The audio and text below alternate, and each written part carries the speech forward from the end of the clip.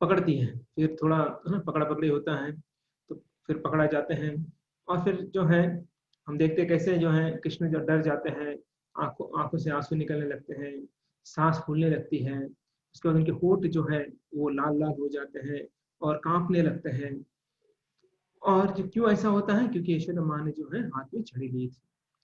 अब इसके बाद जो है माँ क्या करती है, बहुत सारे रस्सियां लेकर, पूरे ब्रज की रस्सियां जो है वो लाकर जो है काना को, लाला को बांध देती है। तो यहाँ तक हमने कल देखा। और एक चीज देखा था कि जो बांधने से पहले यशोदा माँ जो बहुत प्रयास कर रही थी बांधने का, लेकिन बांध नहीं पा रही थी। हालांकि एक दो रस्सी नहीं, पूरे ब्रज के रस्सियां, जितनी भी रस्सियां थी सब रस्सियां जो है लाकर इनको बांधने का प्रयास किया जा रहा था। लेकिन कृष्ण जो है बांधे नहीं जा रहे थे। तो फिर कृष्ण ने देखा कि यशोदा माता जो बहुत थक गई है, पूरा शरीर जो है से सब पसीना आ रहा है, तो कृष्ण ने सोचा कि बहुत परिश्रम कर लिया है माता ने, तो अभी क्या करते हैं, माता को आशीर्वाद दे देते हैं, उनके ऊपर कृपा करते हैं। तो अब जाकर फिर कृष्ण है बंद लेते हैं। कृष्ण को कौन बांध सकता है, कोई नहीं बांध सकता है। लेकिन कृष्ण जो है सिर्फ अपने भक्तों के हाथ से बंद लेते हैं, क्योंकि प्रेमवश, क्योंकि भगवान जो है भक्तों के अधीन होते हैं। वे जो है भक्त वत्सल उन्हें कहा जाता है। और इसके कारण भक्त के अधीन होने के कारण भक्त जैसा बोलते हैं वैसा करते हैं। हमने देखा कि जब जो गोपियां हैं कृष्ण को बोलती है डांस कर, तो वो डांस करते हैं। हम आगे जाके देखेंगे बाल लीला में कि कृष्ण जो है किसी के इशारे पर नाच रहे हैं। हालांकि हम देखेंगे कि प्रकृति के इशारे पर हम सब जीवात्मा नाचते हैं, और वो प्रकृति किसके अधीन है, भगवान के अधीन है। लेकिन यहाँ पर हम देखते हैं कृष्ण जो है अपने बाल रूप में गोपियों के इशारों पर जो है नाच रहे हैं। हम ऐसा बोल सकते हैं गोपी के उंगलियों पर नाच रहे हैं।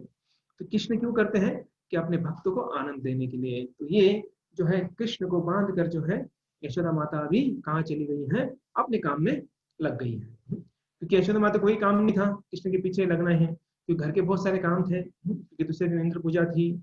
और इसके कारण जो है तो ये जो यशोदा मई है वो अंदर चली गई, क्योंकि ऑलरेडी जो है नुकसान तो हो गया था। लेकिन यशोदा माता गुस्सा नहीं आया, लेकिन वो सबक सिखाना चाहती थी कि कृष्ण जो है क्या करे, वापस ऐसा कुछ गलती ना करे। तो इसलिए जो है जो यशोदा माई उन्हें डरा रही थी। तभी ये यहाँ पर ये रखकर जो है इनको बांध कर जो है यशोदा माई कहाँ चली जाती है, अपने काम में बिजी हो जाती है। अभी क्यों चली जाती है, इसके पीछे भी कारण है। क्योंकि बांधने का एक ही कारण था कि वापिस फिर से जो कृष्ण है उत्पात न मचाए। ऑलरेडी क्या उत्पात मचाया था, उत्पात ये मचाया था कि मटका फोड़ दिया था, और एक ने अंदर वाला मटका फोड़ दिया था, जो ताजा जो है लोनी, जो मक्खन है वो निकाल रही थी उसको भी फोड़ दिया था, उसका भी नुकसान कर दिया, अंदर वाला भी मटका फोड़कर वो मक्खन का नुकसान कर दिया। तो वापिस कुछ ना करे, मतलब इसके अलावा कुछ ना करे, इसलिए माता क्या सोचती है, इसको थोड़ा बांध के रखती हूँ और फिर मैं अपने काम में लग जाती हूँ। तो आजकल की माताएं क्या करती हैं, बच्चों को रूम में लॉक कर देती हैं, कि बच्चे जो है शैतानी ना करे, इसलिए रूम में लॉक करते हैं, फिर माँ जो है अपना कार्य करते रहती हैं। तो यहाँ पर जो है माता अंदर चली गई। चली जाने के बाद अब कृष्ण जो है बंधे हुए हैं किससे, उखल से। अब ये भी हमने देखा कि उखल से क्यों बांधा था, क्योंकि उखल ने जो है मदद किया था कृष्ण को मटका फोड़ने में। क्योंकि उखल के ऊपर चढ़कर जो है उन्होंने मटका निकाला, फोड़ा, वानरों को खिलाया, और घर में सब क्या कर दिया, अस्त व्यस्त कर दिया, बहुत सारी चीजें, पूरा मक्खन घर के अंदर फेंक दिया था। तो इसलिए माता ने क्या सोचा, इसने मदद किया क्या, इसके इसके साथ ही तुझे बांध देती हूँ। तो ऐसा बांधने के बाद से माता अंदर चली जाती है। इधर कृष्ण सोच रहे हैं अभी क्या करें, अभी बांध दिया है, कृष्ण चाहे तो वो उखल लेके भाग सकते हैं, उड़ सकते हैं, कहीं पर भी जा सकते हैं, क्योंकि कृष्ण को कोई बांध नहीं सकता है। थोड़ी देर पहले हमने देखा था कितने सारे रस्सियां जो लगी कृष्ण को बांधने के लिए। तो अभी ये सोचिए आगे जाकर कृष्ण क्या उठाने वाले हैं, गोवर्धन पर्वत उठाने वाले हैं। तृणावत को आकाश में लेके गए थे, ना कि तृणावत लेकर गया था, कृष्ण उनको लेके गए थे उस। और देखिए जो पूतना है, इतनी बड़ी पूतना थी, उसको मारा। कैसे मारा, अपने होठों से मारा। और जो तृणावत है उसको कैसे मारा, उसे गला दबाकर मार दिया। शक्रासुर को कैसे मारा, अपने चरण का थोड़ा स्पर्श कर दिया बस, खत्म। तो इतना शक्तिशाली जो थे बालक ये, तो ये सादा सा उखल जो लेके नहीं जा पाएंगे क्या? आराम से लेके जा सकते हैं। लेकिन भगवान सोच रहे थोड़ा और लीला का आस्वादन करें, बांध दिया माने, तो अभी मैं तो बंद बंद गया हूँ, तो बंदे बंदे कुछ तो करना चाहिए, शरारत करना चाहिए, क्योंकि नटखट, कृष्ण को नटखट कहा जाता था। तो नटखट व्यक्ति कभी शांत नहीं बैठता है, उसे बांध दिया जाए या छोड़ दिया जाए, वो कभी भी शांत नहीं बैठता है। तो कृष्ण सोचे कि अभी क्या करें। अब इधर उधर देख रहे हैं, बाहर आंगन में देख रहे हैं, पीछे देख रहे हैं, तो कुछ तो देख रहे हैं, मतलब कुछ तो अभी देखते, कुछ देखने के बाद कुछ आइडिया आ जाए, है ना, कुछ चीज हमें कुछ करना है, तो हम क्या बोलते, पहले दिखाओ क्या चीज है वो, उसके बाद डिसाइड करेंगे वो लेना है नहीं लेना है, उसके साथ क्या करना है ना। जैसे वो घर देखते हैं, है ना, घर देखने के पहले हम है ना, लेने के पहले हम देखते हैं जाकर, है ना, पसंद आए तो लेते हैं। तो यहाँ पर कृष्ण सोच रहे हैं, देखते हैं आजू बाजू में क्या है, अगर पसंद आता है तो फिर कोई अलग लेना करेंगे। तो उसी समय जो है उन्हें दो पेड़ दिखाई देते हैं। तो दो बड़े बड़े पेड़, अर्जुन नाम था उन पेड़ का, अर्जुन वृक्ष बोला जाता है। तो ये बड़े बड़े पेड़ दिखे, बहुत ही हाइटेड थे, बहुत लंबे थे, बहुत चौड़े थे और बहुत पुराने थे। और ये सोच रहे कि इनका उद्धार कैसे करेंगे। सोचिए, खुद तो बंधन में है और दूसरे का उद्धार करने जा रहे हैं। सोचिए, अभी अगर आपके हाथ पैर बांध दिए और आपको बोले कि जाओ दूसरे का हाथ पैर तो छोड़ो, रस्सी खोलो, खोल पाएंगे? खुद ही वो हम बोले पहले हमारे छोड़ो, उसके बाद दूसरे के छोड़ेंगे। लेकिन यहाँ पर कृष्ण जो है, हालांकि खुद बंधे हुए हैं, खुद के हाथ बंधे हुए हैं, वो भी उखल से, तो ये जो अभी क्या सोच रहे हैं कि उस पेड़ का उद्धार कैसे करें। देखिए, ये भगवान कितने दयालु हैं, खुद को कितना तकलीफ हो, खुद कितने भी परेशानी में हो, लेकिन दूसरों का उद्धार करना नहीं छोड़ते हैं। इसलिए उन्हें सतपुरुष कहा जाता है। सतपुरुष मतलब जो ऐसा पुरुष जो सबका सत अच्छा जो है वो चाहता है, तो ऐसे व्यक्ति को सतपुरुष कहा जाता है। तो कृष्ण का ये क्या स्वभाव है कि हमेशा दूसरों का हित करना ही है। अभी कोई बोल ऐसे कैसे बोल रहे हैं, पूतना को मार दिया, शक्टासुर को मार दिया, द्रोणावत को मार दिया, तो उनमें कहीं उनका कहाँ हित किया? अच्छे खासे मौज मजा कर रहे थे। पूतना जो है अलग अलग बच्चों को खाकर अपना ब्रेकफास्ट कर रही थी, लंच कर रही थी। वो शक्टासुर जो है वो भूत के रूप में आकर जो है अलग अलग लोगों का है ना मनोरंजन करता था। ये द्रोणावत जो को देखो, वो तो उन्होंने तो अच्छा किया था, है ना, आकाशवारी, आकाशवारी की थी कृष्ण की। तो इन सबको तो मार दिया, हित कहाँ किया, ये तो नुकसान कर दिया उन लोगों का, बेचारों का अभी तक तो पूरा जीवन नहीं हुआ था उनका, फिर भी मार दिया। नहीं, उनको मार कर भी उनका हित किया, कैसे? उनका उद्धार कर दिया, उनको अपने धाम भेज दिया, जो भौतिक जगत में जो दुख भोग रहे थे उस दुख से मुक्त कर दिया। तो ये कृष्ण जो है कभी भी किसका जो है अहित या नुकसान या कष्ट नहीं पहुंचा सकते हैं। तो इसलिए उन्हें सत्पुरुष कहा जाता है। और देखिए, कृष्ण को प्रथम बार किसने बांधा है? आज तक किसी की हिम्मत नहीं थी बांधने की कृष्ण को। फर्स्ट टाइम जीवन में कृष्ण को किसी ने बांधा है। और क्या सोच रहे हैं, चलो किसी का उद्धार कर देते हैं ऐसे सिचुएशन में। देखिए, जब कोई व्यक्ति डिफिकल्ट सिचुएशन में होता है, अगर तब वो कुछ अच्छा कार्य करता है ना, तो हम बोलते हैं बंदा में कुछ गट्स है ना, कुछ तो है इसके अंदर, ऐसा बोलते हैं। तो कृष्ण में दिखाना चाहते हैं कि मेरे अंदर भी कुछ तो है, मैं भी साधारण नहीं हूँ। लोग मुझे साधारण समझते हैं, माँ मुझे है ना कृष्णा समझते हैं, माखन चोर समझते हैं, नटकर समझती है, वानर बंधु समझती है, लेकिन मैं अभी कुछ ऐसा करके दिखाऊंगा, सब चकित हो जाएंगे। तो ऐसा कृष्ण जो है सोच रहे हैं। तो ये दो वृक्ष जो थे बहुत ही मजबूत थे, इतने मजबूत, बड़ा बड़ा बड़ा उनका बुंदा जो ट्रंक रहता है बहुत बड़ा बड़ा था, उनकी हाइट जो है बहुत बड़ी थी। और ये बहुत सालों से महावन में, फिलहाल तो कृष्ण जो है महावन में है, तो महावन में ये दो वृक्ष जो है कृष्णनंद बाबा के घर के आंगन में खड़े हैं, बहुत सालों से खड़े हैं। वो भी स्टोरी देखेंगे हम, वो कैसे यहाँ पर आए हैं। तो ये कृष्ण जो है रोना बंद नहीं किया है, अभी सिसक रहे हैं। सिसक रहे मतलब देखा आपने, जब जोर से रोना बंद हो जाता है, आवाज बंद, बच्चों का आवाज बंद हो जाता है, उसके बाद ना वो सिसकता है, मतलब सांस बड़ी बड़ी लेता है। और आंखों से आंसू आते रहते हैं, बंद नहीं होता है, सिर्फ आवाज बंद होता है, मुख से आवाज बंद होता है, आंखों से आंसू चालू रहते हैं। सिसकना मतलब जो सांस जो है फूल जाती है, बड़ी बड़ी हो जाती है, लंबे लंबे सांस लेते हैं। तो ऐसा जो है अभी भी चल रहा था। तो ऐसे आंखों से आंसू निकल रहे हैं, सांस बड़ी बड़ी ले रहे हैं, और क्या सोच रहे हैं कि वो जो वृक्ष है उनका उद्धार करूंगा मैं भी। तो देखिए, अगर कोई व्यक्ति को पनिशमेंट दिया जाता है तो ऐसा सोचा किसी का उद्धार करने का सोचेगा? कोई पुलिस जो है चोर को पकड़कर हथकड़ी डालकर उसे जेल में डाल देता है, तो क्या सोचेगा? जिसकी वजह से जेल में गया ना, उसको देखूंगा, बोलता हूँ मुझे निकलने दो बाहर, तो देखता हूँ। तो कृष्ण ने यहाँ पर ऐसा नहीं सोचा, माँ ने बांध दिया क्या, रुको मुझे छोड़ने दो, पूरा घर में तोड़ फोड़ के रखता हूँ, ऐसा कृष्ण जो है कभी नहीं सोचा। इसलिए भगवान है, भगवान जो है कुछ एक्स्ट्रा ऑर्डिनरी करते हैं जो हम सोच नहीं सकते, हमारे सोच के परे होता है, इसलिए जो है वो भगवान है। क्योंकि हम ऐसा नहीं सोच सकते, अगर हमारे हाथ पर बंधे जाए तो हम टेंशन में आएंगे, गाली गलौज देंगे, रोएंगे, जो बुरा होता है वो करेंगे हम लोग, अच्छा तो नहीं कुछ करेंगे हम लोग उस समय। लेकिन भगवान जो है यहाँ पर सोच रहे हैं कि कैसे उद्धार किया जाए, और भगवान के भक्त भी ऐसे ही होते हैं। देखिए शिला प्रभुपाद उनका उम्र कितना था, 70 साल। 70 साल की उम्र में कहाँ गए, अमेरिका गए, और क्या करने गए, वहां के लोगों का उद्धार करने गए, वहां के लोगों को कृष्ण प्रेम देने के लिए गए, वहां के लोगों को कृष्ण देने के लिए गए, वहां के लोगों को संस्कृति देने के लिए गए। तो जब प्रभुपाद उधर जाते हैं, प्रभुपाद को पूछते हैं आप क्यों आए हैं यहाँ पर, क्या हमारी संस्कृति देखने आए हो? तो प्रभुपाद बोलते हैं कौन सा संस्कृति आपका, आपका संस्कृति होगा तब तो बात करेंगे ना आपकी संस्कृति पर, तो आपके यहाँ पर संस्कृति ही नहीं है, वो संस्कृति क्या होती है वो सिखाने आया हूँ मैं। और जब लंदन में जाते हैं तो लंदन में बोलते हैं कि स्वामी जी आप क्यों आए हो यहाँ पर, तो प्रभुपाद बोलते हैं कि आप सब लोग चोर हो, हिम्मत होनी चाहिए ऐसा बोलने के लिए, आप सब चोर हो, तो आप वो,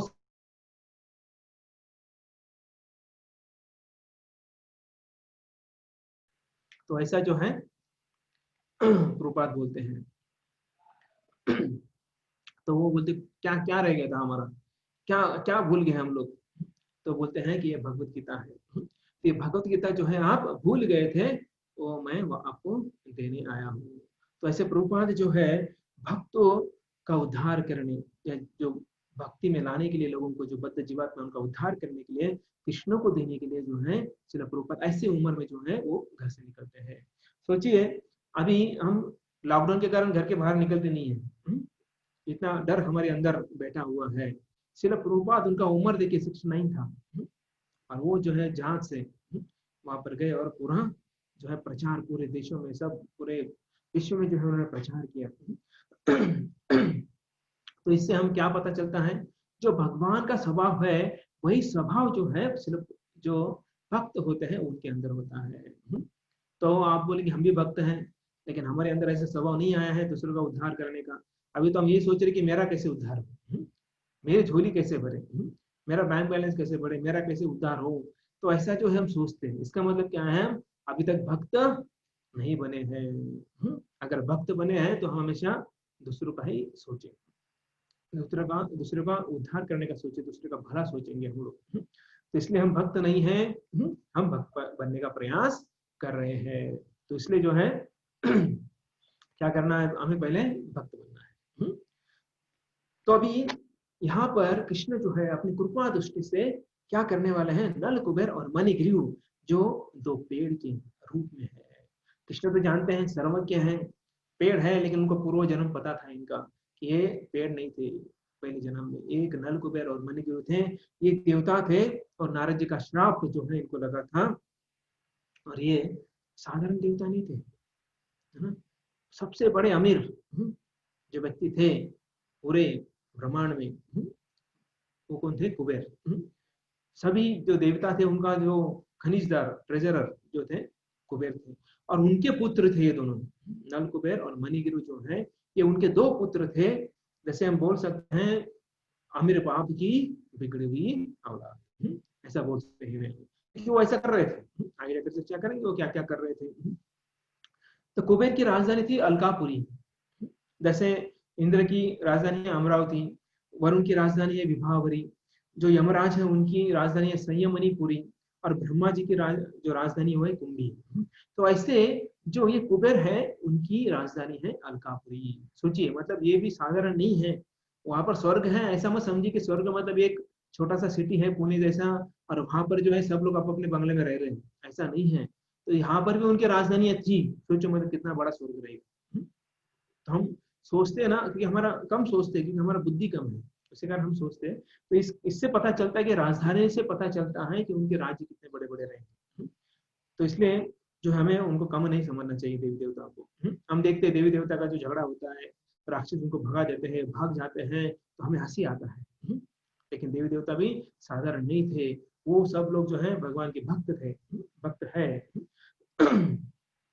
तो ये देवताओं के कैशियर बहुत धनी थे, और धनी जो है ये धनी होने के बाद कुछ बुरा कार्य किए, बुरा कार्य करने के बाद जो है उन्हें नारद मुनि श्राप देते हैं, और श्राप देने के बाद ये क्या बन जाते हैं, पेड़ बन जाते हैं। तो ये जब सुना परीक्षित महाराज ने, परीक्षित महाराज पूछने लगे कि थोड़ा और बताइए क्या हुआ, ये कौन थे, आप क्या बताना चाहते हो। ये महान शक्तिशाली संत सुखदेव गोस्वामी को बोल रहे हैं। कौन बोल रहे हैं, परीक्षित महाराज बोल रहे हैं कि नारद मुनि द्वारा जो नल कुबेर और मणिग्रीव है, इनको श्राप दिए जाने का कारण क्या है, क्या कारण था कि इनको श्राप दिया गया। उन्होंने ऐसा कौन सा निंदनीय कार्य किया जिससे कारण देवर्षि नारद मुनि ने इनको श्राप दिया, कृपया करके मुझे थोड़ा सुनाइए। तो देखिए यहाँ पर क्या हो रहा है, परीक्षित महाराज को श्राप मिला है कि 7 दिनों में उनका मृत्यु होने वाला है सांप डसने से, और अभी समय कम है। लेकिन वो क्या पूछ रहे हैं कि ऐसा क्या हुआ था कि इन 2 पेड़ों को, नलकुबेर और मणिग्रीव को श्राप मिला था। सोचिए ऐसी सिचुएशन में जो व्यक्ति मरने वाला है और उनको क्या करना है, निंदनीय कार्य सुनकर क्या करना है उन्हें। तो लेकिन फिर भी जो है परीक्षित महाराज जो है ये जो है सुनना चाहते हैं। हालांकि दूसरों की जो दूसरे का बुरा चीज होता है वो सुनना बहुत गलत बात है। मतलब किसी का कुछ गलत होता है ना, वो सुनना नहीं चाहिए हमें, हमेशा याद रखना। तो जो कुछ भक्त है या कुछ होता है उनके साथ अगर कुछ गलत होता है, या फिर वो जो कुछ गलत कर बैठते हैं, तो वो सुनना जो है वो अच्छा नहीं है। तो यहाँ पर कृष्ण जो है वो इनका उद्धार करने वाले हैं। जब ये सुखदेव गोस्वामी ने सुना, सुखदेव गोस्वामी ने बताया, तो परीक्षित महाराज जो है वे अभी पूछ रहे हैं, परीक्षित महाराज जो है उनको क्यों इच्छा हुई है, जो व्यक्ति मरने वाला है, कुछ ही दिनों में 1-2 दिन बचे हैं, तो ऐसे समय में परीक्षित महाराज ऐसे क्यों पूछ रहे हैं, क्या जरूरत है इनको दूसरे के निंदनीय कार्य सुनने का। तो नहीं, वो क्या सोच रहे थे, परीक्षित महाराज क्या सोच रहे। तो मुझे मतलब परीक्षित महाराज को ऋषि कुमार ने क्या किया था, श्राप दिया था, और वो श्राप दिया था लेकिन वो वरदान हो गया। कैसे, उनको श्राप दे के 7 दिनों में क्या हो जाएगा, आपका मुक्ति हो जाएगा। तो फिर नारद जो परीक्षित महाराज उन्होंने क्या किया, उन्होंने सब कुछ त्याग दिया और कहाँ जाकर बैठ गए, गंगा किनारे जाकर बैठ गए, और सुखदेव गोस्वामी से क्या सुनने के लिए बैठ गए, भागवतम सुनने के लिए बैठ गए। तो वो एंगल से सोच रहे हैं, मुझे श्राप मिला तो मैं कितना भाग्यशाली हूँ कि मैं अभी गंगा किनारे आकर क्या सुन रहा हूँ, श्रीमद् भागवत कथा सुन रहा हूँ। तो ऐसे ही जो है परीक्षित महाराज सोच रहे हैं, अगर देवर्षि नारद मुनि ने अगर श्राप दिया है तो क्या होगा, कुछ तो बड़ा होने वाला है। तो और एक सोच रहे हैं कि उन्होंने नारद मुनि ने श्राप दिया, तो श्राप देने के बाद अभी उनको कितना उनका भाग्य है कि वो साक्षात भगवान जो है उनके सामने है, भगवान का दर्शन जो है वो मिल रहा है। तो सोचिए, तो ऐसे भी सोच रहे हो, अगर मुझे साधारण ऋषि कुमार ने अगर मुझे श्राप दिया तो मुझे श्रीमद् भागवत कथा सुनने का अवसर मिला, तो ये नारद मुनि ने अगर इनके ऊपर इनको श्राप दिया है तो उनको साक्षात भगवान का दर्शन हो रहा है, तो इसका मतलब कुछ तो हुआ है। इसलिए नारद मुनि ने क्या किया है, उनको श्राप नहीं वरदान दिया है।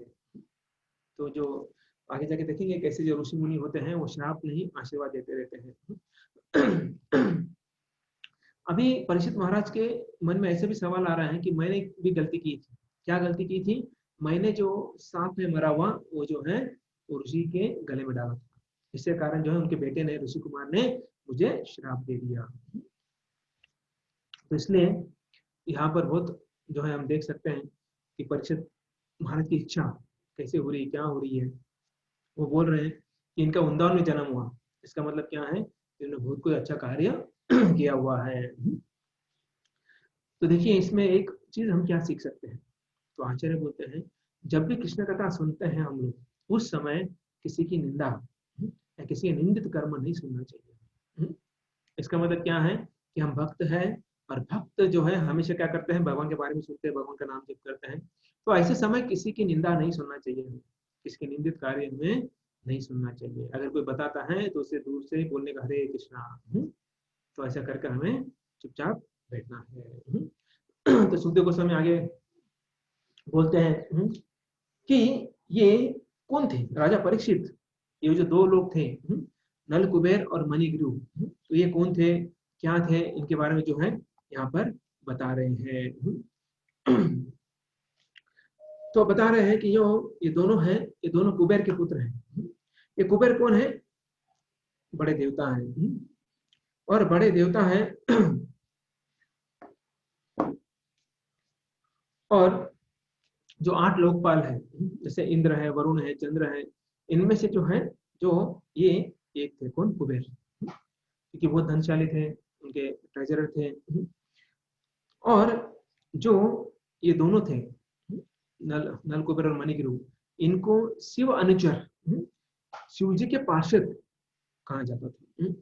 अभी आप बोले उनके पार्षद कैसे बन गए, तो कैसे बन गए, क्योंकि ये देवता के पुत्र थे, और उनको जो है क्या दिया गया, उनको सेवा दिया गया। वहां पर जब उनको जॉब दिया गया, तो वो कैलाश में उनको शिव जी के अनुचर के रूप में जो है उनको सेवा दिया गया। तो देखिए, एक तो सबसे पहले दोनों क्या थे, कुबेर के पुत्र थे, इसके कारण अभिमान, गर्व था। उसके बाद शिव जी के अनुचर बन गए, उसके कारण और ज्यादा उनके अंदर चाहे क्या हो गया, गर्व आ गया। तो देखिए, अभी पतन कैसे हुआ, गर्व कैसे आया उनके मन के अंदर।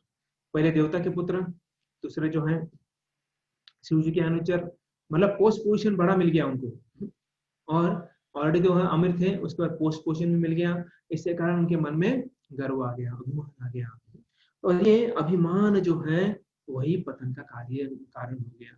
जो गर्व होता है तो वो पतन का कारण होता है। प्राइड कम्स बिफोर फॉल, जैसे फॉल डाउन, पतन होने से पहले जो है वो अभिमान या गर्व आ जाता है। तो इसलिए हम, बहुत महत्वपूर्ण है हमें कि हमें हमेशा जो है नम्र बनकर रहना है। तृणादपि सुनिचैन तरोरपि सहिष्णुना हमानि न मान देना कीर्तनिया सदा हरि।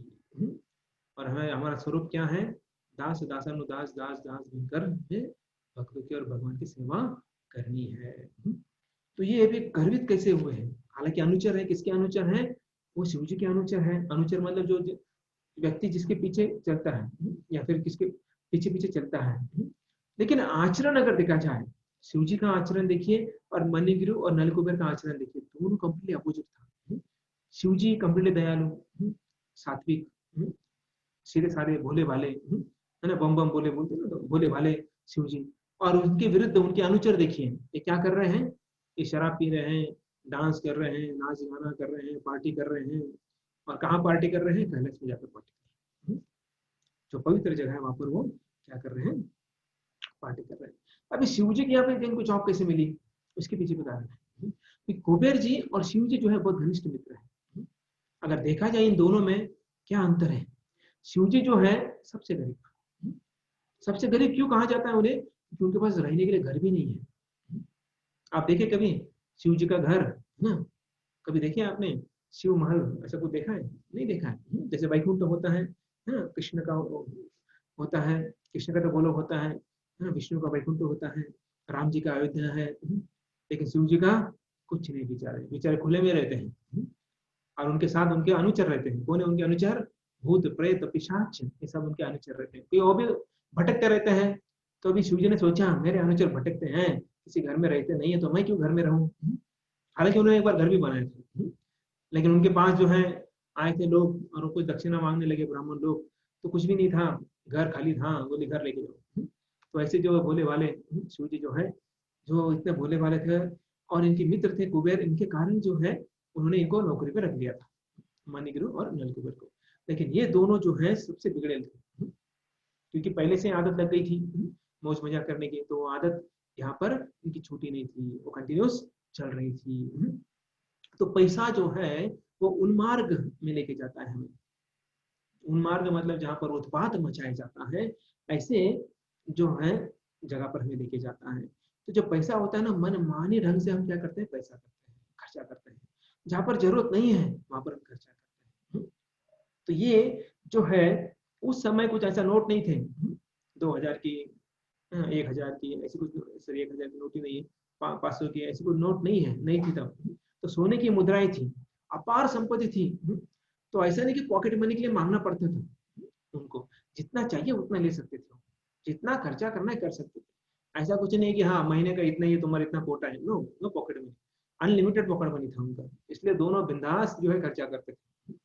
तो ये पैसा आने के बाद क्या होता है, तीन चीजें क्या हो जाती हैं, वो आकर्षित हो जाती हैं, या फिर उन तीन चीजों में जो है लोग पैसा खर्चा करते हैं। तो ऐसी तीन चीजें कौन सी हैं? तो एक है स्त्री, दूसरा है शराब, और तीसरा है जुआ। तो ऐसे जो है तीन चीजें जो है होती है, उसमें जो है धनवान व्यक्ति क्या करता है, पैसा खर्च करता है। स्त्री, जुआ और शराब, महंगी महंगी शराब, कैसीनो में जो है जाकर जो है जुआ खेलना, और स्त्री के ऊपर लुटाना। तो ऐसे तीन कार्य जो है धनी व्यक्ति ज्यादातर धन के कारण वो भटक जाता है।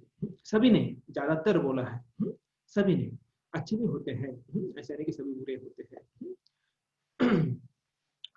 तो देवता होते भी इनका आचरण खराब था, क्योंकि ये क्या कर रहे थे, सब गड़बड़ कर रहे थे। अभी कैलाश पर रह रहे थे, अभी कैलाश पर उनका अपॉइंटमेंट हो गया था, है ना, उनका जॉब उधर था, तो कैलाश पर रह रहे थे। और कैलाश पर्वत, कैलाश जगह जो महान है, पवित्र है, और ऐसे जगह पर जहाँ पर शिव जी रहते हैं, तो वो शुद्ध जगह था, पवित्र जगह था। लेकिन इस कैलाश के पर्वत पर, कैलाश जैसे जगह पर, पवित्र जगह पर, ये नल, कुबेर और मणिग्रीव क्या कर रहे हैं, पाप कर रहे हैं। और क्या कर रहे हैं, कौन सा पाप कर रहे हैं, देखिए। तो कैलाश के ऊपर वन, वहां पर अलग अलग वन थे। अभी कैलाश बहुत अच्छा है, ऐसा नहीं कि सिर्फ हम देखते हो पहाड़ है, वो कैलाश पर्वत है, उतना ही देखते हैं हम, लेकिन उसके ऊपर जो है ना बहुत सारे चीजें हैं। शिव जी रहते हैं अपने अनुचर के साथ, वो तो सब कुछ है, जो भी इंद्रदुप्ति के लिए जो भी चाहिए वो सब है। लेकिन जो शिव जी है उससे अनभिज्ञ है, कोई जरूरत नहीं है उनको उसका, वो अपने क्या करते हैं, साधना में, जप में बस खुश रहते हैं। हमेशा जो संकर्षण है उनका वो जप करते रहते हैं। तो ऐसे जगह पर जो है, वहां पर जो है मंदाकिनी, गंगा है वहां पर, क्योंकि गंगा का है शिव जी के जटा पर है ना। तो वहां पर जो है थोड़ा सा जो है गंगा वो यहाँ पर आई है, पूरी गंगा नहीं आई यहाँ पर। तो वहां पर गंगा है, मंदाकिनी गंगा। तो उस तट पर जो है ये अलग अलग बगीचों में ये दोनों घूम रहे हैं। कैसे घूम रहे हैं, एक हाथ में बॉटल और दूसरे हाथ में लड़की या स्त्री थी, और ऐसे जो है घूम रहे हैं, ये कभी ये बगीचा में, कभी वो बगीचा में घूम रहे हैं। जैसे इधर जाते हैं, पार्क होते हैं, अलग अलग प्रकार के पार्क होते हैं। उस पार्क में जो है जो यंग, जो लड़का लड़की लोग जाते हैं, बैठते हैं, बात करते हैं। तो ऐसे ये दोनों मणिग्रीव और नलकुबर कर रहे थे, और विहार कर रहे थे। और ये सब कहाँ हो रहा था, कैलाश पे हो रहा था। और इन दोनों को किस चीज का अभिमान, गर्व किस चीज का था, धन का गर्व था, जवानी का गर्व था, और उच्च कुल में जन्म होने का घमंड था इन्हें। देखिए तीन चीजों का, उच्च कुल में जन्म लेने का, धनी होने का, और तीसरा जो है जवान होने का। तो ये तीन चीज का उन्हें घमंड था, और इस घमंड के कारण जो है वो स्त्रियों के साथ घूम रहे थे। हम बोल सकते हैं कि, है ना, अलग अलग उनके गर्लफ्रेंड्स थे और उनके साथ वो घूम रहे थे। और घूम तो रहे थे, लेकिन साथ में एक हाथ में क्या था उनके, मदिरा थी। और कौन सी मदिरा थी, वारुणी नाम की मदिरा थी। अब ये वारुणी, तो ये वारुणी क्या है, तो ये वारुणी जो है, ये जो है, जो सब समुद्र मंथन हुआ था, समुद्र मंथन जब हुआ था तब जो है ये वारुणी नाम का जो ये शराब है वहां से निकला था। तो ऐसा ये जो शराब है वो साथ में लेकर जो है वो पी रहे थे। तो ये वरुण देवता के द्वारा निर्मित वारुणी, और ये पी रहे थे। और देखिए शराब कौन पीता है, असुर पीते हैं, ठीक है। फिर आप बोलेंगे सोमरस क्या होता है, सोमरस जो है वो शराब नहीं है, वो थोड़ा अलग प्रकार का रस होता है। और जो शराब होती है वो असुर लोग पीते हैं। और जब शराब पीने के बाद जो है क्या होता है, आसुरी भाव निर्माण होता है, काम निर्माण होता है, क्रोध निर्माण होता है, अभिमान निर्माण होता है। आप लोगों ने, बहुत सारे लोगों ने देखा होगा व्यक्ति को, जो व्यक्ति शराब पीता है उसको शराब पीने के बाद देखा होगा, और शराब पीने से पहले देखा होगा, है ना, देखा होगा आप लोगों ने, बहुत सारे लोगों ने देखा होगा। शराब पीने से पहले वो एकदम चुपचाप रहता है, ऐसा एकदम बहुत भोला भाला, एकदम हम्बल, एकदम नम्र है, ऐसा चुपचाप नीचे मुंडी डालकर चलते रहता है। शराब पीने के बाद देखो, मानो 10,000 हाथी का बल उसके अंदर आ गया है, ऐसा वो बर्ताव करता है। देखिए, जिसके साथ उसे कुछ बात करना होता है ना, किसी बड़े व्यक्ति को जो उससे भी ज्यादा शक्तिमान है, तो क्या करता है, पहले पी के आता है और उसके बाद जाकर जो है उसको गाली देता है। उसको पता है बिना पिए तो कुछ होने वाला नहीं है, और पीने के बाद ही हो सकता है, तो ऐसा करता है। क्यों? कि पीने के बाद पता नहीं क्या हो जाता है, व्यक्ति को काम आ जाता है, घमंड आ जाता है, गुस्सा आ जाता है, जो भी अलग अलग प्रकार के जो अलग अलग अनर्थ है वो उसके अंदर आ जाते हैं। तो लेकिन ये मणिगिरी और नलकुबेर जो है ऐसे पवित्र गंगा तट पर जो है, हालांकि ये गंगा तट जो है विरक्त लोगों का स्थान है, यहाँ पर बड़े बड़े वैष्णव आकर क्या करते हैं, तपस्या करते हैं। ऐसी जगह पर जो है ये मणिगिरी और नलकुबेर जो है वो शराब में धुंध मंद मधांध हो गए थे लोग। पूरा दारू जो है, वारुण जो है पीकर घूम रहे थे इधर उधर। हालांकि कैलाश पर्वत जो है व्यसन मुक्त गांव था, है ना। ऐसा गांव होते हैं, अलग अलग प्रकार के गांव होते हैं, है ना। व्यसन मुक्त गांव, इस गांव में एक भी शराब का दुकान नहीं है और एक भी व्यक्ति शराब पीता नहीं है। तो ऐसा ही कैलाश पर्वत था। लेकिन इस कैलाश पर्वत पे जो है ये मणिग्रीव और नलकुबेर जो है वो शराब पी रहे थे, लेकिन वहां पर दारू का दुकान नहीं है, शराब कहाँ से मिला? तो वो जो है इंपोर्ट करते थे। कहाँ से? अलकापुरी से। अलकापुरी से जो है इंपोर्ट करते, जैसे अभी कुछ कुछ चीजें यहाँ पे नहीं मिलती है इंडिया में, महाराष्ट्र में, पुणे में, तो लोग क्या करते हैं, दूसरी जगह से बुला लेते हैं। तो वैसे जो है ये अलकापुरी से जो है वो अपना जो है दारू मंगा लेते थे और यहाँ पर पार्टियां करते थे। तो ये यहाँ पर ऐसे दारू पी रहे, और इसने तो इतना पी लिया कि मैं आंखें घूम रही थी इनकी, दोनों की आंखें घूम रही थी। देखिए जब शराब ज्यादा हो जाता है ना, चढ़ जाता है, तो व्यक्ति खुद से नहीं चलता है, वो ऑटोमेटिकली जो है वो चलता है। आपने देखा जो शराब पीता है ना, उसे कभी कुत्ते काटते नहीं है। शराब पीने के फायदे क्या है? शराब पीने के बाद कोई भी कुत्ता उसे काटता नहीं है। क्यों नहीं काटता? क्योंकि वो ऐसा ऐसा ऐसा ऐसा चलता है, तो कुत्ते को लगता है ये मुझे काट लेगा, इसलिए कुत्ता जो है दूर से भौंकता है, नजदीक नहीं आता है। और शराब पीने वाला व्यक्ति कभी बूढ़ा होता नहीं है। देखिए कितना अच्छा फायदा है ना। सबको बूढ़ा होने का डर रहता है, ठीक है। तो क्यों बूढ़ा नहीं होता है? क्योंकि जवानी में मर जाता है, बूढ़ा होने की चांस नहीं है उसको। तो ये फायदा है। तो देखिए, तो ऐसे फायदे हैं, ना बूढ़ा हो सकते हैं ना कुत्ते काट सकते हैं। और तीसरा है कि जो शराब पीता है तो उसके घर में कभी चोरी नहीं होती है, क्योंकि शराब पी पीकर पूरा उसके फेफड़े काम से गए रहते हैं। तो फेफड़े काम से गए तो रात भर खांसते रहता है। तो रात भर खांसने के बाद अगर चोर आता है तो क्या सोचता है कि यार अभी तो जगह है, तो इसलिए यहाँ पर चोरी नहीं कर सकते हैं। तो फायदे है कि नहीं? तो ऐसे दारू पीने वाले व्यक्ति के फायदे बहुत सारे हैं दारू पीने के। तो यहाँ पर मणिगिरी और नलकुबेर जो है, इनकी आंखें घूम रही थी, जब मतलब समझ में नहीं आ रहा था, आंखें बंद हो रही थी, घूम रही थी, सामने क्या है कुछ पता नहीं चल रहा था। और साथ में स्त्रियां है, नाच गाना हो रहा है। और ये साधारण स्त्रियां नहीं थी, ये भी देवलोक की थे, अप्सराएं थे, और ये बहुत एक्सपर्ट थे, गाने में भी एक्सपर्ट थे और नाचने में भी एक्सपर्ट थे। तो अप्सरा जो है ये नाच गाना कर रहे थे, अलग अलग बाग बगीचों में घूम रहे थे, इनका काम ही वही था। दिन भर लेट नाइट पार्टी, क्या बोलते हैं, नाइट लाइफ चल रहा था इनका। तो पूरा लेट नाइट जो है ये चल रहा था इनका। सुबह तो जल्दी उठना नहीं होता है, उसके बाद वापस उठने के बाद वापस वही चालू, चलो वापस बाटली लिया, बाई लिया और चल रहे बगीचे में। बाई बाटली हुई बगीचा में। तो ऐसे जाकर जो है ये घूम रहे हैं, इधर उधर विहार कर रहे हैं। ये वर्णन आता है, आप बोलेंगे ऐसे घूम रहे, कहाँ लिखा है? ये भागवतम में लिखा है, सुखदेव गोस्वामी बोलते हैं कि स्त्रियों को लेकर वारुणी पीकर जो है बगीचा में विहार कर रहे हैं। तो ऐसा बोलते हैं, भागवतम में लिखा हुआ है कि क्या कर रहे हैं। तो देखिए यहाँ पर जो है महाराज बता रहे हैं कि गाना नाचना छूना जो है ऐसा करते करते वो गंगा में घुस गए। अभी बोलते हैं चलो अभी आजकल के स्विमिंग पूल है ना, स्विमिंग पूल में जब जाते हैं क्रीड़ा करते हैं लोग, तो वैसे उनका स्विमिंग पूल था गंगा। वहां पर गंगा नदी जो पवित्र है, लोग वहां पर जाते हैं पाप धोने के लिए। और ये क्या किस लिए जा रहे हैं? पाप करने के लिए जा रहे हैं। तो यहाँ पर बोल रहे हैं कि गंगा के तट पर जाने मात्र से जो है कई नियम लागू होते हैं, क्योंकि उनके हम एरिया में आ जाते हैं, है ना। जैसे आर्मी के एरिया में आ जाते हैं तो बहुत सारे नियम लागू हो जाते हैं, है ना। वैसे ही गंगा के तट पर जाने के बाद हमारे ऊपर कुछ नियम लागू होते हैं। सबसे पहला नियम, गंगा में जाकर के खेल कूदना नहीं है, वहां पर खेलना नहीं है, स्पोर्टिंग नहीं करना है। हम जाते हैं और पानी उड़ाते हैं एक दूसरे के ऊपर, तो ऐसा नहीं करना चाहिए, खेलना नहीं चाहिए। कि गंगा नदी पवित्र है, जहाँ पर हम हमारे पाप जो है नष्ट करते हैं, धोते हैं, तो वहां पर हमें ऐसा चीप व्यवहार नहीं करना चाहिए। उसके बाद वहां पर तेल साबुन लगाकर स्नान नहीं करना चाहिए। ठीक है, हमारे पाप नष्ट हो गए ना, तो अब अभी शरीर का मल नहीं निकालना है वापस, हमें सिर्फ 3 डुबकी मारकर निकलना है वहां से। उसके बाद जो है वहां पर कपड़े नहीं धोना है, जो गंगा नदी है, कपड़े निचोड़ना नहीं है, वहां से पानी लेकर साइड में जाकर जो है निचोड़ना है। शरीर का मल साफ वहां पर जो है साफ नहीं करना है। वहां पर कुछ गलत चीज खाकर फेंकना नहीं है, तो ये गलत चीज पीना नहीं है, तो ये सब चीजें जो है वहां पर होती है।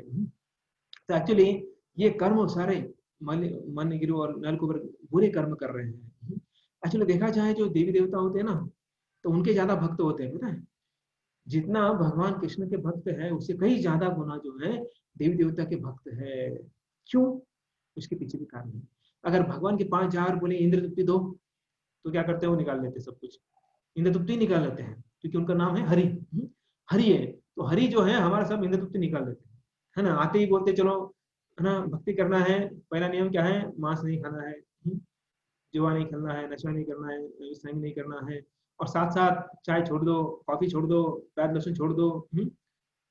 जो हमारी जान की, है ना, क्या बोलते हैं, जान है हमारी, वो सब जान निकाल देते हैं। भगवान की भक्ति करना हो तो भगवान हमारे पहले जान निकाल लेते हैं, उसके बाद जो है भक्ति कर देते हैं। इसलिए भगवान बोलते हैं ना, सर्वधर्मान परित्यज्य माम एकम शरणम व्रज। तो भगवान की एक ही कंडीशन है, 100% सरेंडर है तो आ जा, नहीं तो जा। बाकी लोग हैं, देवी देवता हैं, जो है तुम्हें बहुत सारा इंद्र तृप्ति करने के लिए देंगे।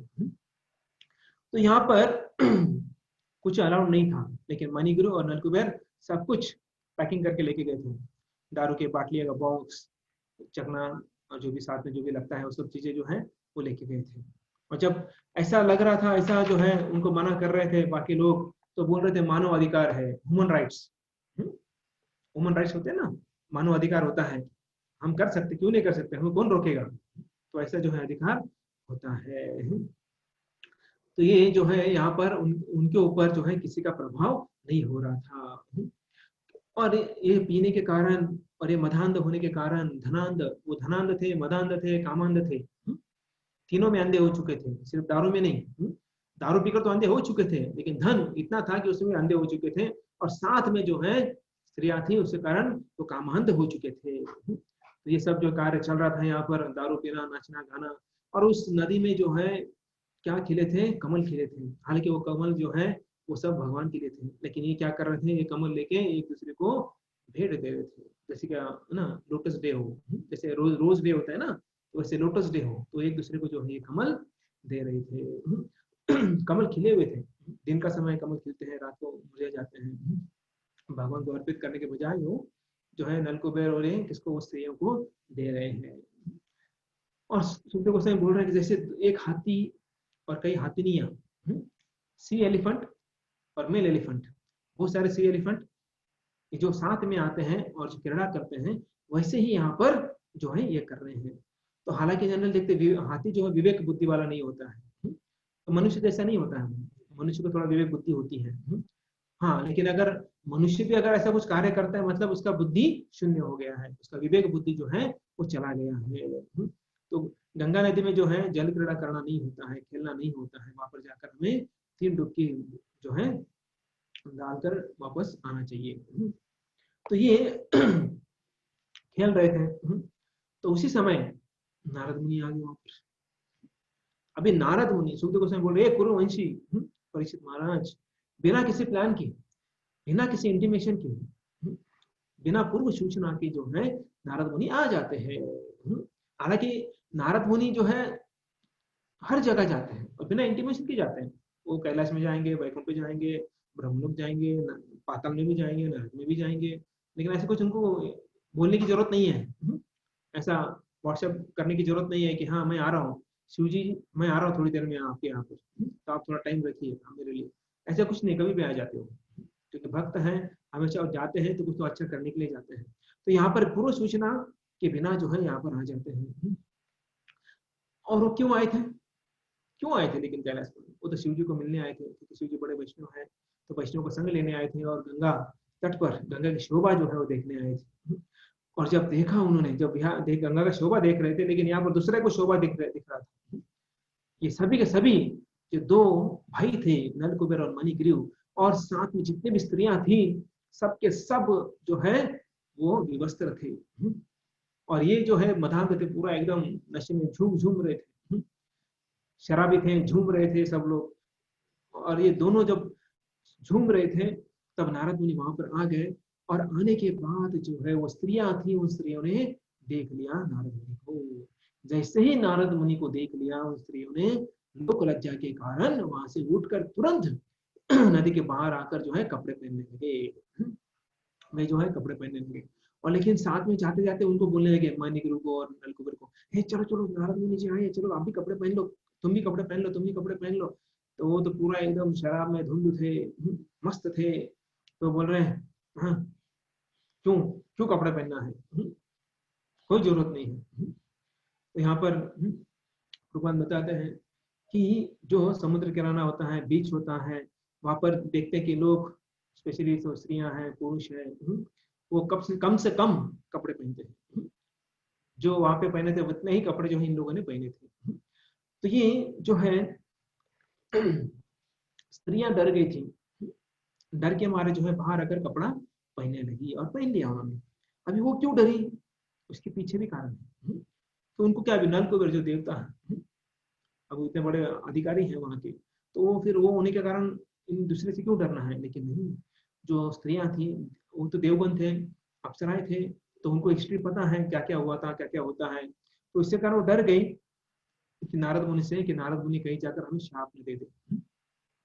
तो उनको पता था कि किसने किसने, कौन कौन से ऋषियों ने श्राप दिया है। तो गौतम ऋषि ने अहिल्या को श्राप दिया था, और वो क्या बन गई थी, पत्थर बन गई थी। तो ऐसे नारद मुनि तो कई ज्यादा श्रेष्ठ है, अगर वो श्राप दिया तो हमारे क्या पता नहीं क्या हो जाएगा। बेटर है चलो आदर देते हैं साइड में जाकर। अब श्राप क्यों देंगे? कि श्राप देने का कारण ये है कि समाज के विरुद्ध ये जो है बर्ताव कर रहे थे। नग्न रहकर जो है वो पानी के अंदर घुस गए थे। जनरली किसी को ऐसा व्यवस्था नहीं होना चाहिए, कभी भी हमेशा वस्त्र पहनकर रहना चाहिए। तो ये विवस्त्र कौन रहता है पता है आपको? जो भूत प्रेत होते हैं ना, उनका काम होता है ये। भूत प्रेत जो घूमते रहते हैं, बीच पे घूमते हैं, कभी अलग अलग रोड पे घूमते हैं। हाँ, पार्टीज में, पब में ऐसे लोग रहते हैं ना, अलग अलग प्रकार के भूत प्रेत होते हैं, विवस्त्र घूमते रहते हैं ये लोग। तो अलग अलग प्रदेश में, महाराज बता रहे थे कि प्रदेश में जो है ज्यादातर जो लोग हैं कम से कम कपड़े पहनते हैं। भूत भूतनिया जो है वो जो है घूमते रहते हैं ऐसे बिना कपड़ों के। तो शरीर जो है मनुष्य का वो हमेशा ढका रहना चाहिए। हाँ, जहाँ जरूरी है वहां पर खुला रहना चाहिए। अभी कोरोना के कारण तो वो भी बंद कर दिया है। जरूरी है, सांस लेना जरूरी है, लेकिन उसको भी क्या है, बंद कर दिया है। देखिए, अगर हम नहीं ढकेंगे तो प्रकृति हमें ढकवाएगी। प्रकृति जो है हमें बाध्य करेगी करने के लिए। इसलिए जो है हम प्रयास करते हैं नियम तोड़ने का, लेकिन प्रकृति भी सहन करती है, एक बार, दो बार, तीन बार, चलो अभी बहुत हो गया, अभी सब का बंद कर देंगे। तो यहाँ पर जो है शिल प्रभुपाद बोलते हैं कि उन दोनों ने सोचा, कौन दोनों, मणिग्रीव और नलकुबर ने, बोले कौन आ रहा है, क्या कर लेगा, क्यों आया है। दारों में मदांध थे ना, तो थोड़ा तो ज्यादा अभिमान हो गया था, गर्वित थे। तो उनको क्या दिखाई नहीं देता कि हम लोग स्नान कर रहे हैं, क्यों आने गए यहाँ पर, लड़का लड़के स्नान कर रहे हैं, तो साधु की क्यों आना है साधु को यहाँ पर। तो ऐसा जो है नलकुबर और ये बोल रहे हैं। और हमारा अधिकार है, ह्यूमन राइट्स है, हम कहीं पर भी स्नान कर सकते हैं, कहीं पर भी हम दंगा कर सकते हैं, कहीं पर भी कुछ भी कर सकते हैं। तो ऐसे ही मानव अधिकार के नाम पर जो है सब उल्टा पुल्टा करते हैं लोग। तो हमें क्यों, कौन श्राप देगा, क्यों श्राप देगा? हमने क्या गलती की है, किसी को तकलीफ दिया है कि जोर से हमने कोई डीजे लगाया है, किसी के कान पड़ रहे हैं, क्या किसी को चढ़ा है हमने? तो ऐसा तो कुछ किया नहीं है, तो हमें क्यों, हमें क्यों कोई तकलीफ देगा, क्यों श्राप देगा? तो ऐसा जो है ये इनके मन में आ रहा था। तो नारद मुनि की तो जो नजर है वो तो देवता पर गई थी, वो तो लड़कियों को नहीं देखी, क्योंकि वो तो इनको देखने आए थे कि मदमस्त होकर जो है पानी में घूम रहे थे, विवेक शून्य हो गए थे। और इतना ही ठीक, वो मदमस्त है, मत कर रहे, कुछ गलत कार्य कर रहे हैं। लेकिन अगर एक बार नारद मुनि के सामने जाकर अगर वो बोलते हैं हरे कृष्णा कैसे हो, अगर इतना ही बोलते हैं तो नारद मुनि ने थोड़ा कंसिडर किया होता, ठीक है यार हरे कृष्णा तो बोल रहे हैं, गलत काम कर रहे हैं, लेकिन थोड़ा हरे कृष्णा तो बोल रहे हैं। अगर ऐसा कर देते तो नारद मुनि सोचते थे, लेकिन नारद मुनि ने देखा कि ये जो है इनकी परिस्थिति बहुत गई गुजरी है, अभिमान, इनको बहुत अभिमान हुआ है, किस चीज का, जवानी का, धन का और देवता होने का, ये तीन चीजों का अभिमान हो चुका है इन्हें, इससे कारण जो है ये ऐसा बर्ताव कर रहे हैं। नारद मुनि देवर्षि है, तो देवर्षि होने के कारण जो है वो सबको कंट्रोल भी कर सकते हैं, नियंत्रण कर सकते हैं, उनको भगवान भी बोला जाता है। तो भगवान मतलब क्या, परम दयालु, तो ये परम दयालु है और भगवान की तरह ही दयालु है नारद मुनि भी। तो इनकी दुर्दशा देखकर नारद मुनि को दया आई। अब दया आकर उन्होंने श्राप दिया, एक्चुअली श्राप नहीं था, ये साक्षात वरदान था, वास्तव में वरदान था। अभी क्या देखिए, नारद मुनि जो है मन में क्रोध नहीं लाए उन्होंने, अभी क्रोधित होकर श्राप नहीं दिया उन्होंने, दया दिखा रहे इनके ऊपर। तो नारद मुनि जो है इनको देखकर वो समझ रहे हैं कि बुद्धि भ्रष्ट हो गई है इनकी, और बुद्धि भ्रष्ट होने का कारण क्या है, श्रीधन, जो धन है, सॉरी श्रीमद, श्रीमद मतलब धन का उन्माद या धनांध, धनांध होने के कारण जो है ये ऐसा बर्ताव कर रहे हैं। बाकी जो चीजें है ना इतना खतरनाक नहीं है, जैसे विद्या का घमंड होता है, या फिर बड़े कुल में जन्मने का जो होता है गर्व, वो इतना खतरनाक नहीं है जितना धन या धनांध या श्रीमद जो ज्यादा खतरनाक है, क्योंकि वो धन से ही बाकी चीजें कर सकते हैं, है ना, विद्या प्राप्त कर सकते हैं, है ना, विद्या मतलब कैसे प्राप्त कर सकते हैं, फेक डिग्रियां प्राप्त कर सकते हैं, और धन से ही स्त्री प्राप्त कर सकते हैं, क्योंकि ऐसा कहा जाता है स्त्री जो है लड़की लड़के का पॉकेट देखती है और लड़के लड़के का चेहरा देखता है, तो ऐसे जनरली शादी फिक्स होता है, या फिर जनरली वो ऐसा होता है। तो ये इनकी बुद्धि भ्रष्ट होने के कारण जो है ये कुछ भी खाने लगे, कुछ भी पीने लगते हैं, कुछ भी पहनने लगते हैं, और रजोगुण बढ़ता है। जो धनांध व्यक्ति होता है, जो धनी व्यक्ति होता है, वो कुछ सोचता नहीं है, पैसा है चलो आज ये ट्राई करते हैं, कल वो ट्राई करते हैं, ऐसा करते करते खाने में, पीने में, पहनने में जो है उसका जो है ज्यादातर धन चला जाता है। और एक किसमें होता है, रजोगुण में होता है, कि जब रजोगुण में व्यक्ति होता है काम और क्रोध बढ़ जाता है, काम एश क्रोध एश रजोगुण समुद्भव, ऐसा भगवान बोलते हैं। तो अर्जुन पूछ रहा है, ये प्रश्न पूछ रहा है कि हालांकि जो है व्यक्ति पाप करने की इच्छा नहीं रखता है, लेकिन ऐसा कौन सा कार्य है जो पाप करवाता है। तो कृष्ण बोलते हैं ये जो है ना अर्जुन, ये काम जो है, ये काम जो है और क्रोध जो है वो किसी कारण होता है, रजोगुण के द्वारा उत्पन्न होता है। तो ऐसा जो है कृष्ण यहाँ पर अर्जुन को बता रहे हैं। देखिए जब व्यक्ति ये हो जाता है, अंधा हो जाता है, आके होकर भी अंधा हो जाता है कभी अभिमान में, अभिमान में मतलब कोई उसे है ना नाम मिल जाता है, उसका कोई गुणगान करता है, तो उसको लगता है कि मैं बहुत बड़ा आदमी बन गया हूँ, मैं बहुत बड़ा बन गया हूँ, और उस अभिमान के कारण, गर्व के कारण वो गलत कार्य कर बैठता है, वैष्णव अपराध कर बैठता है। देखिए यहाँ पर कितना बड़ा वैष्णव अपराध कर दिया है इन्होंने, नलकुबेर और मणिगिरु ने। साक्षात नारद मुनि आए हैं, 12 महाजनों में से एक है, और उनको देखकर भी प्रणाम नहीं किया, और क्या बोल रहे हैं, क्या कर लेंगे वो, क्यों आए हो यहाँ पर, हमने थोड़ी बोला था उनको यहाँ पर। तो ऐसी भाषा जो है वो इस्तेमाल कर रहे हैं। तो धन से ज्यादा क्या होता है, रजोगुण उत्पन्न होता है। तो स्त्री धन जो है तो धन के अभिमान से स्त्रियों को आकर्षित करने के लिए करते हैं, जुआ खेलते हैं और शराब पीते हैं, ज्यादातर धन का इस्तेमाल।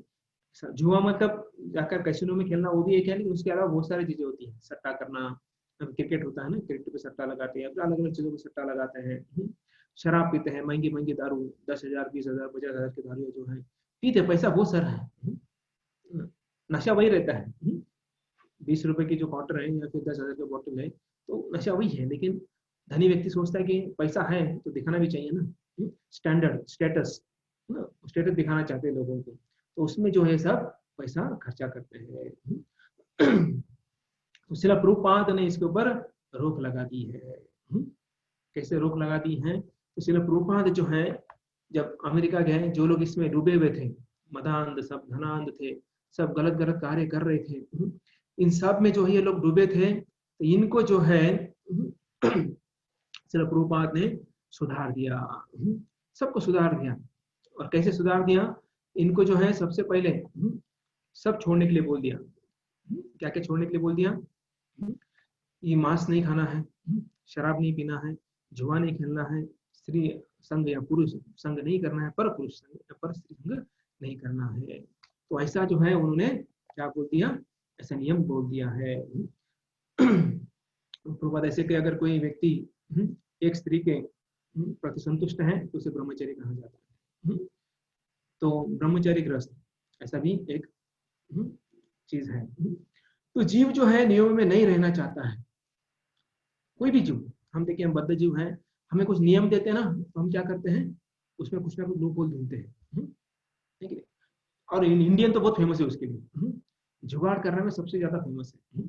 कुछ भी सरकार कितना भी नियम बनाने दो, लेकिन ये इंडियन भारतीय जीव जो है इतना बुद्धि है इनके पास, तो ऐसा कुछ जुगाड़ कर लेते हैं कि उसका बराबर लूप होल निकालते हो। फिर सरकार आप कितना भी कुछ करो, नोटबंदी करो, जीएसटी लगाओ, सब कुछ सबका सोल्यूशन है हमारे पास। तो सब चीजें हैं। तो ऐसे जो है बद्ध जो है अलग अलग प्रकार का नियम तोड़ने में एक्सपर्ट रहता है। तो श्रील प्रभुपाद बोलते धन से इंद्रिया गमन ज्यादा होता है। इंद्रिया गमन मतलब सेंस ग्रेटिफिकेशन, इंद्रिय तृप्ति ज्यादा होता है, क्योंकि पैसा है ना, तो इसके कारण होता है। तो पैसे का जीवा के ऊपर कंट्रोल नहीं रहता है, वो भी एक इंद्रिय है। तो फिर ये जीवा के ऊपर कंट्रोल नहीं होता, इसका मतलब क्या है? फिर मांस खाते हैं, पशु का वध करते हैं, अलग अलग प्राणी खाने की इच्छा होती है।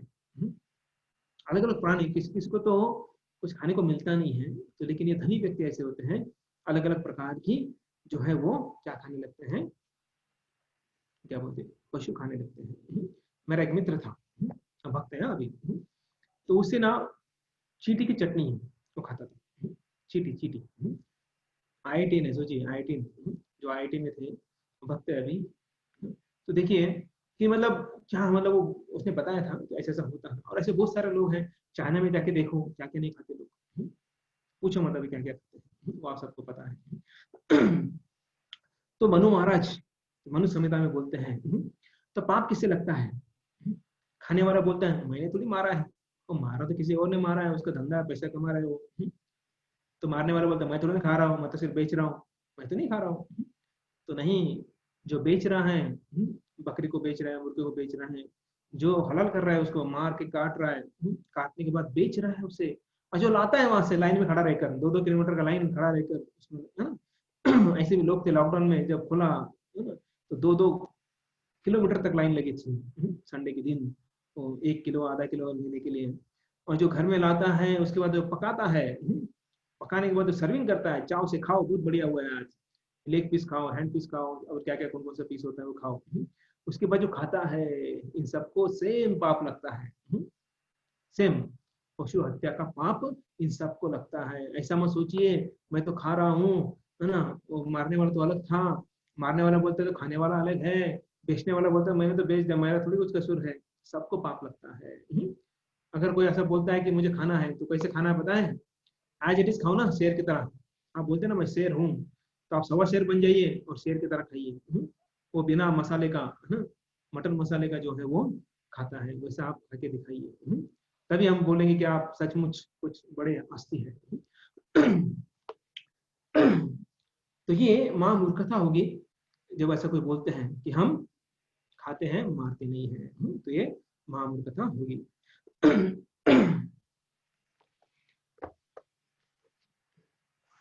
ओके, हम थोड़ा फास्ट लेंगे, बचा हुआ अभी ये पार्ट 1 ही है। हाँ, मणिगिरी और नलकुबेर का उद्धार है पार्ट 1 है, पार्ट 2 हम कल देखेंगे। तो इसमें जैसे देखिए हर एक व्यक्ति को लगता है कि मैं मरूंगा नहीं, मेरा नाश नहीं होगा। जैसे प्रभुपाद उदाहरण देते हैं कि जो कसाई खाने के सामने बकरियां होते हैं, वो हरी हरी घास खा रही होती है, नीचे मुंडी डालकर। कसाई आता है, एक बकरी को लेके जाता है, उसका हलाल करता है, और ये बकरी देखती है उसको लेके जा रहा है, और देखती है, सोचती ठीक है कुछ तो काम रहेगा, लेके जा रहा है। फिर वो आता है उसको भी लेके जाता है, और उसके बाजू वाला देखता है अरे ये गया, पहले बार तो वापस आए ही नहीं। तो ऐसे कर करके सब चले जाते हैं, लेकिन वो सोचते हैं कि मेरा नंबर नहीं आएगा, मेरा मृत्यु नहीं आएगा। तो ऐसे सब लोग हम सोचते हैं कि मेरा भी नंबर नहीं आएगा, मेरा मृत्यु नहीं आएगा, मैं कभी बूढ़ा नहीं हूंगा, मेरा मृत्यु कभी नहीं आएगा। लेकिन ये गलत नहीं है। और ऐसे जो बोलता है ना वो मूर्ख है, महामूर्ख है। वो बोलता है कि मैं, मेरा नाश नहीं होने वाला, तो सबसे बड़ा वो मूर्ख है। जो बोलता है मैं अजरामर हूँ, लेकिन दोनों आएंगे, जरा भी आएगी, मृत्यु भी आएगी। और दूसरा जन्म भी मिलेगा। बुरा कार्य करेगा तो बुरा जन्म मिलेगा, अच्छा कार्य करे तो अच्छा जन्म मिलेगा। नारद मुनि बताते कि शरीर नश्वर है, लेकिन मूर्ख व्यक्ति नहीं मानता है, इसलिए वो पशु की हत्या करता है। सोचिए, जो ऐसा कर्म का नियम है, अगर हम पशु की हत्या कर रहे हैं तो अगले जन्म में वो पशु जो है हमारी हत्या करता है। जितने भी हमने हत्या की है ना, हर संडे को आपने अगर है ना नॉनवेज खाया है, तो उतने संडे, उतने जन्म लेना पड़ेगा, क्योंकि वो जो है, वो क्या प्राणी जो है उसे मारेगा अगले जन्म में। और ऐसा नहीं कि एक ही जन्म में बार बार मारेगा, क्योंकि एक जन्म लिया, मार दिया, तो अगला जन्म लेना पड़ेगा। तो ऐसे कई जन्म जो है लेना पड़ेगा। तो सोचिए, जो खा रहे आजू बाजू सगे संबंधी, उनको बोल सकते हैं कि ऐसा चीज है, सब चीजें, तो देखो आपको क्या करना है। पशु, मनुष्य को भी पशु कहा जाता है। तो मनुष्य की भी हिंसा करते हैं लोग, मनुष्य को भी मारते हैं। तो शिव जो है, शिव कौन है? पशुपति है। तो पशुपति मतलब वो क्या फिर सब पशुओं के पति है क्या? तो पति मतलब जो है पालन करने वाले। और शिव जी के पास कौन से पशु है? आपने देखा कोई पशु है? एक पशु है सिर्फ। कौन? नंदी बैल है, उसके अलावा कोई पशु नहीं है। तो इसका मतलब क्या है, शिव जी जो है सब मनुष्य के पालक है। तो लोग जो है अज्ञान में जो है सब चीजें करते हैं, भले ही वो किसी देह में हो, बड़े बड़े लोग हो, नरदेव हो, भूदेव हो, पीएम हो, सीएम हो, कुछ भी हो, लेकिन एक दिन जो है क्या होगा, शरीर नष्ट होगा। तो ये शरीर की गति कैसे होगी? 3 प्रकार की गति होती है शरीर की। पहला गति, कहीं अगर कोई मार के फेंक देता है, मर्डर कर देता है कोई और उसे फेंक देता है, तो उसे कौन खाते हैं? कुत्ते खाते हैं, गिदड़ खाते हैं, सियार खाते हैं। ये पहला गति। दूसरा गति, अगर उसका प्रॉपर डेथ हो जाता है, डेथ होने के बाद उसे क्या करते हैं, एक तो आग में जलाकर भस्म कर देते हैं। तो क्या हो गया उसका, कोई भी हो, पीएम हो, सीएम हो, कोई भी हो, उसका भस्म हो जाएगा वो। नहीं तो दूसरा क्या करते हैं, उसे जमीन में गाड़ देते हैं, और जमीन में गाड़ने के बाद उसे कीटाणु खा जाते हैं। तो ये 3 गति हमारी होती है। अभी कोरोना काल में तो कौन सी गति है पता भी नहीं। उस बॉडी को पैक कर कर क्या करते हैं वो डॉक्टर को ही पता, और जो लेके जाने वाला उसको ही पता। क्योंकि जो सगे संबंधी है, जिसको पापा बोलते हैं, मम्मी बोलते हैं, क्या क्या बोलते हैं, डैडी बोलते हैं, मम्मी बोलते हैं, वो इतने प्रिय थे, लेकिन अभी उनसे दूर भागते हैं। देखिए सोचिए, ऐसा ये रिश्ता है। तो ऐसे आसक्ति रखते हैं हम लोग। तो ये आसक्ति भी हमारे अंदर नहीं होनी चाहिए। तो हम सोचते हैं कि मैं गुरु हूँ, मैं भक्त हूँ, मैं राजा हूँ, मैं उत्तेजक हूँ, मैं डॉक्टर हूँ, मैं इंजीनियर हूँ, मैं फलाना हूँ, मैं धिलाना हूँ, सब कुछ। जो है उनकी गति क्या होने वाली है, इन 3 चीजों में होने वाली है। लावारिश मर गए तो कुत्ते और गिदड़ खाएंगे, अगर प्रॉपरली मर गए एक तो जमीन में गाड़ेंगे, नहीं तो हमें जो है चिता पर जलाकर हमारा भस्म कर देंगे। इसके अलावा है क्या कोई कुछ? हाँ, कहीं गायब हो, किधर भी हो, 3 ही चीज होगा, किधर भी गायब हो गया आप, तो उधर तो कुछ तो खाने वाला है। कीटे तो खाएंगे, अब कीटाणु तो खाएंगे। अरे कुत्ता खा जाता है, हमारे शरीर को कुत्ता खा जाता है, तो क्या हो जाएगा, उसका मल हो जाएगा। तो सोचिए हमारी क्या वैल्यू है, इस शरीर की क्या वैल्यू है? कुछ भी वैल्यू नहीं है। तो कोई भी हो, किसी भी पोस्ट पोजिशन पे हो, कितना बड़ा कितना छोटा व्यक्ति हो, वो चींटी हो या ब्रह्मा जी हो, कोई हो, सबके साथ सेम होने वाला है। तो अब ये देह किसका है? किसके लिए हम इतना इस देह से आसक्त है? ये देह हमारा है क्या? हम आत्मा है। ये देह हमारा कुछ कुछ दिनों के लिए है, उसके बाद किसी और, वो तो भस्म में सब चला जाएगा, वो मिट्टी में मिल जाएगा। तो देखिए, अभी ये कोई ऐसा बोलता है, ये मेरा देह, इसने मुझे पाला पोसा है, उसका है। हम बोलते हैं ना, मैंने नमक खाया है, तो मैं जिंदगी भर उसका ही सेवा करूंगा। जैसे कर्ण कर्ण बोलता था, मैंने दुर्योधन का नमक खाया है। तो ऐसा कोई बोल सकता नहीं। देखिए, जब जरूरत पड़ता है तो भोजन देना ही बंद कर देगा, तो क्या बोलेगा, चल इसका नहीं, मैं किसी और का हूँ। ये शरीर किसका है? माता का है, पिता का है। पिता जो है वो गर्भधान में देता है, तो नहीं, नाना बोल सकता है, नाना नाना बोलते हैं ना, माँ के पिता। तो बोल सकते हैं मेरा मेरा शरीर है, क्योंकि मेरे पुत्री से जो है ये जन्मा हुआ है। लेकिन नहीं। तो कोई बोलता है पैसा देकर मैंने इसे खरीदा है, दास बना दूंगा इसे। मेरे कंपनी में मुझे 12 घंटे काम करवाता हूँ, तो ये मेरा शरीर, ये जो तेरा शरीर है वो मेरा है। तो नहीं। तो खरीदते हैं, मजदूर बन जाता है, जबरदस्ती दास बनाते हैं। कोई बलवान व्यक्ति हो पकड़ के रखता है उसे, दास बनाता है, लेकिन फिर भी उसका शरीर नहीं हो सकता है। अग्नि अग्नि बोल सकता है, अंत में अग्नि बोलती है कि मेरे पास ही आते हैं ना सब लोग, तो शरीर मेरा है। कुत्ते गली गली में बोलते हैं कि ये जो शरीर है मेरा है, लेकिन ये शरीर किसी का नहीं है।